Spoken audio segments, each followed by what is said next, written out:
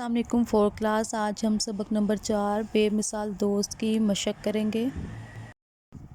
سب سے پہلے ہے الفاظ معنی۔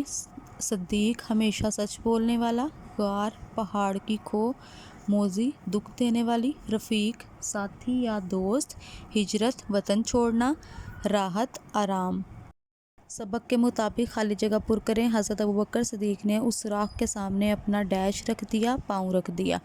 جہاں کہیں کوئی سوراخ یا بل نظر آیا اسے اپنی ڈیش پھاڑ کر بند کر دیا، چادر پھاڑ کر بند کر دیا۔ رسول صلی اللہ علیہ وسلم نے اپنا ڈیش مبارک اس جگہ لگایا تو حضرت ابوبکر صدیق کو درد سے راحت ملی، لعاب مبارک۔ رات کے اندھیرے میں ڈیش زمین پر چلنے سے دونوں کے پاؤں زخمی ہو گئے، پتھریلی زمین۔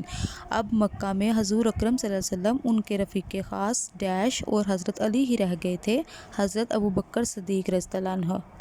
خط کشیدہ الفاظ کی املا درست کر کے جملے دوبارہ لکھیں۔ صفائی نصف ایمان ہے۔ صفائی سین سے نہیں ہوتا، سواد سے ہوتا ہے۔ ہمیں متوازن غذا کھانی چاہیے۔ متوازن توئیں سے نہیں، تئیں سے آئے گا۔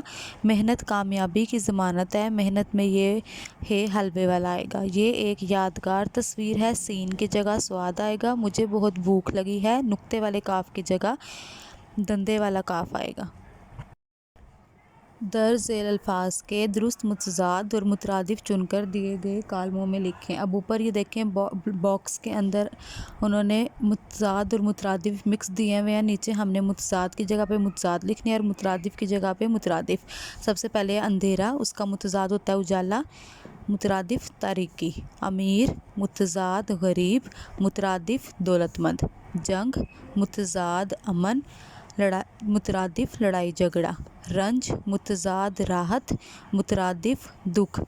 دشوار متضاد آسان، مترادف مشکل۔ جملے بنائیں۔ طلوع سورج مشرق سے طلوع ہوتا ہے۔ طاقتور شیر ایک طاقتور جانور ہے۔ امانت امانت میں خیانت نہیں کرنی چاہیے۔